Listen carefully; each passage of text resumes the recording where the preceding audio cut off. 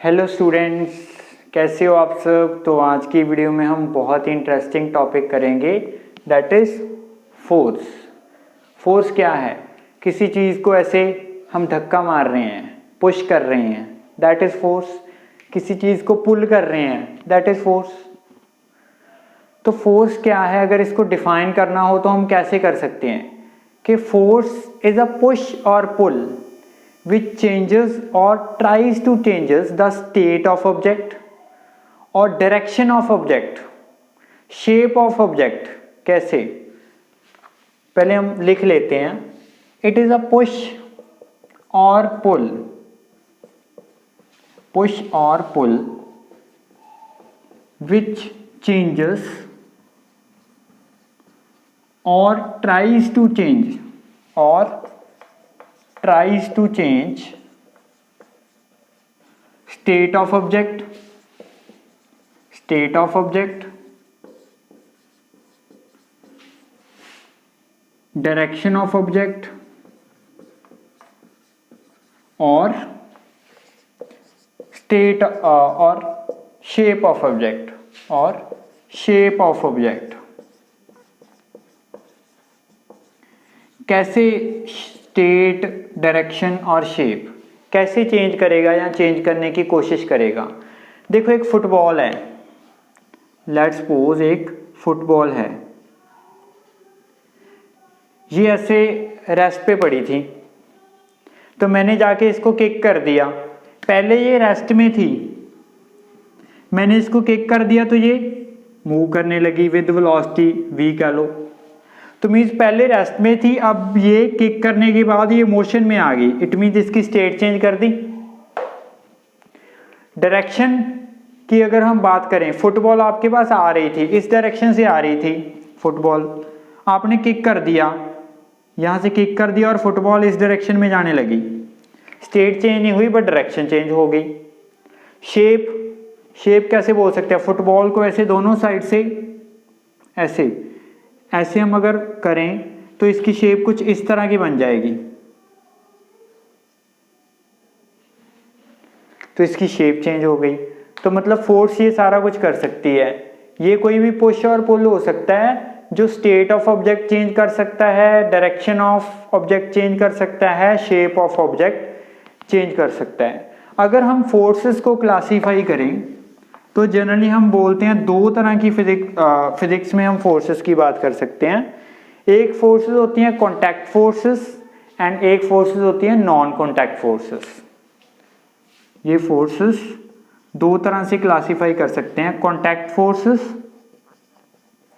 And non contact forces. Non contact forces, देखो contact means there is a physical contact, non contact मतलब contact नहीं है।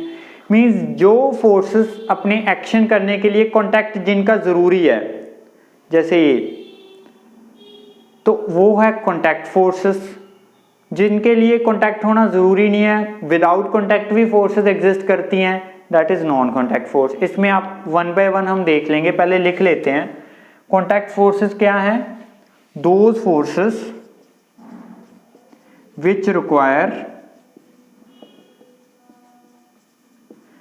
physical contact for their action, physical contact for their action। non contact forces क्या है? those forces which do not require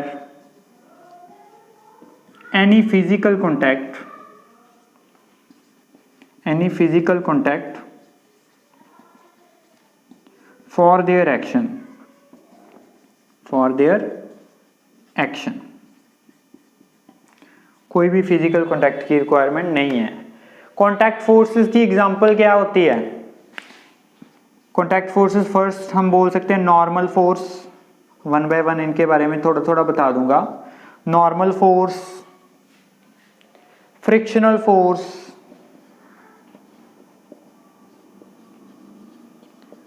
third is spring force, fourth is tension force, ये सारी contact forces हैं। Non contact forces जैसे कि, और non contact forces को हम फील्ड फोर्सेस भी बोल सकते हैं, फील्ड फोर्सेस भी बोल सकते हैं। इसकी एग्जांपल लिख सकते हैं हम gravitational force, gravitational force. Second is electrostatic force, third is magnetic force. देखो अभी हमें ये डेफिनेशन भी समझ आ जाएगी जो हमने कॉन्टैक्ट और नॉन कॉन्टैक्ट की दी थी। देखो फ्रिक्शनल फोर्स की बात कर लें, जब किसी कोई भी मतलब ऑब्जेक्ट है, ये किसी सरफेस के ऊपर कॉन्टैक्ट करके ऐसे मूव कर रही है, there is a relative motion between the surface and that object, तो फ्रिक्शनल फोर्स आएगी। अगर ये ऐसे जा रही है, एयर फ्रिक्शन को तो हम वैसे नेग्लेक्ट कर दें, अगर ऐसे जा रही है तो सरफेस और इस ऑब्जेक्ट के बीच कोई भी फ्रिक्शन नहीं आएगा। तो इट मीन इसके एग्जिस्टेंस के लिए कॉन्टैक्ट होना बहुत जरूरी है। नॉर्मल रिएक्शन कब आएगा? जब किसी ऑब्जेक्ट को इस तरह रख दिया, इसका वेट नीचे आया, तो ये सरफेस इसके ऊपर equal and opposite normal reaction लगाएगा। अगर ऐसे हवा में लटक रही हो तो नॉर्मल रिएक्शन नहीं आएगा, सरफेस का नॉर्मल रिएक्शन। तो ग्रेविटेशन फोर्स की अगर आप बात करो, अगर कोई चीज हवा में है तो वो नीचे आती रहती है, ऐसे छोड़ दिया तो ये नीचे आएगा। तो मीन्स अगर अर्थ के साथ इसका कांटेक्ट नहीं भी है किसी चीज का, तो भी वो अर्थ की तरफ ही अट्रैक्ट होती है, अर्थ उसको अपनी तरफ अट्रैक्ट करती है, अगर कांटेक्ट ना भी हो, फिजिकल कांटेक्ट अर्थ के सरफेस के साथ। तो ये नॉन कांटेक्ट फोर्सेस आ गई। इसको फील्ड फोर्सेस भी हम बोल सकते हैं। वन बाय वन हम इनकी डिस्कशन कर लेते हैं, थोड़ा थोड़ा बता देता हूं। ओके, इसको रब कर देते हैं। फर्स्टली हम बात करेंगे नॉर्मल रिएक्शन की। कांटेक्ट फोर्सेस में से हम बात करेंगे नॉर्मल रिएक्शन की। फर्स्टली हमने लिखा हुआ है नॉर्मल रिएक्शन, इसकी बात करेंगे, नॉर्मल रिएक्शन।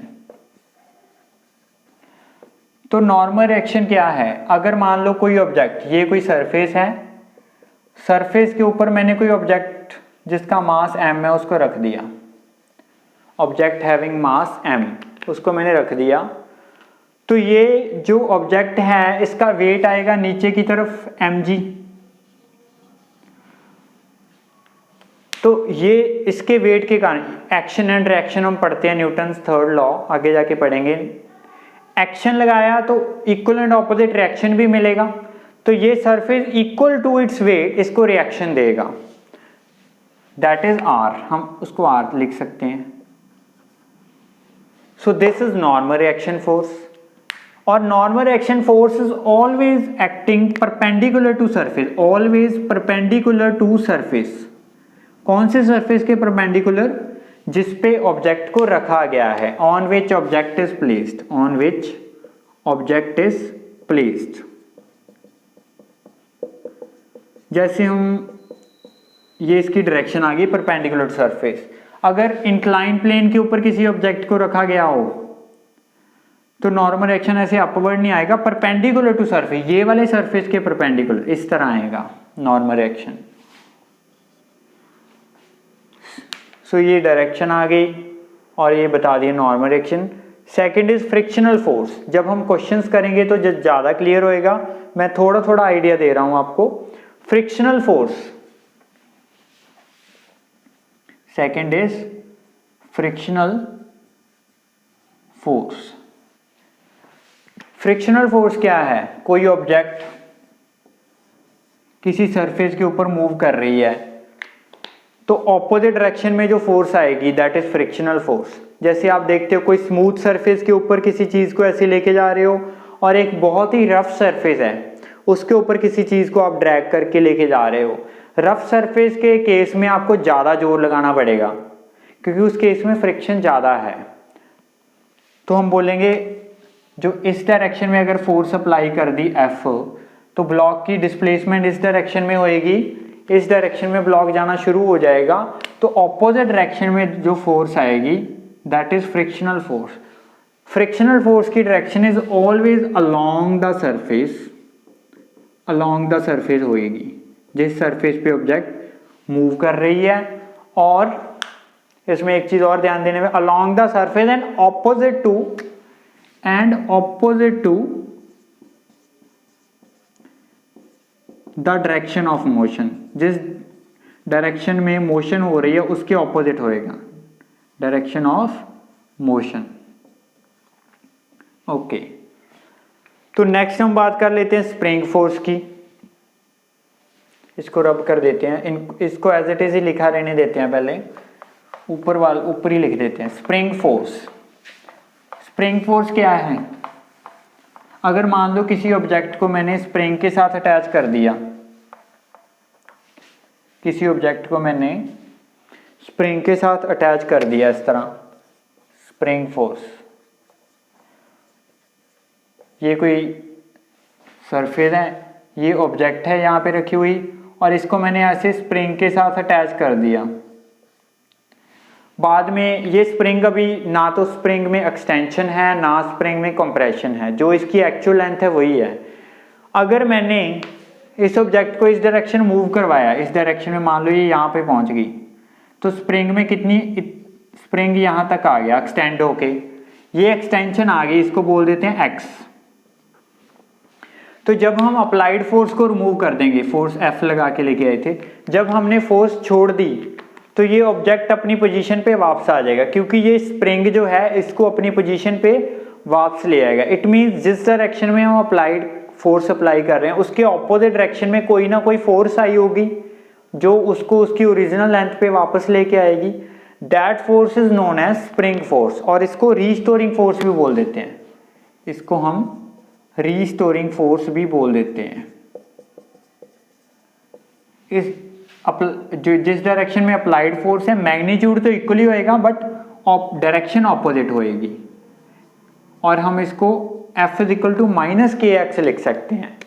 स्प्रिंग फोर्स को हम F is equal to minus K X, X spring में कितनी एक्सटेंशन आई, और K जो है that is spring constant, that is spring constant. Okay, fourth जो है हमारी टेंशन फोर्स, इसको रब कर देते हैं। Fourth is tension force.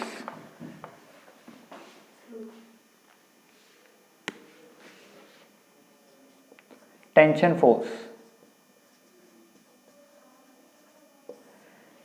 Tension force क्या है कि ये कोई ऑब्जेक्ट है, इसको इस तरह, ये कोई स्ट्रिंग थी इस तरह, स्ट्रिंग में अभी बिल्कुल भी खिंचाव हम बोल सकते हैं हिंदी में, अभी जो स्ट्रिंग है ना वो बिल्कुल इस तरह है, इस तरह। अगर हमने इसको इस तरह टाइट कर दिया तो इसमें टेंशन आ जाएगी। अगर हम ऑब्जेक्ट को दूसरी साइड लेके गए, या एक मिनट, ये स्ट्रिंग थी, हमने इधर फोर्स लगा दी और स्ट्रिंग बिल्कुल टाइट हो गई इस तरह, और इसमें आ गई टेंशन, तो ये टेंशन ही ऑब्जेक्ट को मूव करवाएगी। अगर स्ट्रिंग वैसी रहती, ऐसी रहती तो ऑब्जेक्ट मूव नहीं होना था। इस तरह करेंगे तो इधर खींचेंगे तो ऑब्जेक्ट जो है वो मूव कर जाएगी। तो स्ट्रिंग जब पूरी खिंची हुई हो, जब उसमें पूरी मतलब कोई भी स्लैक ना हो, तो तब जो फोर्स आएगी that is tension force. Completely stretched string, it is force in stretched string.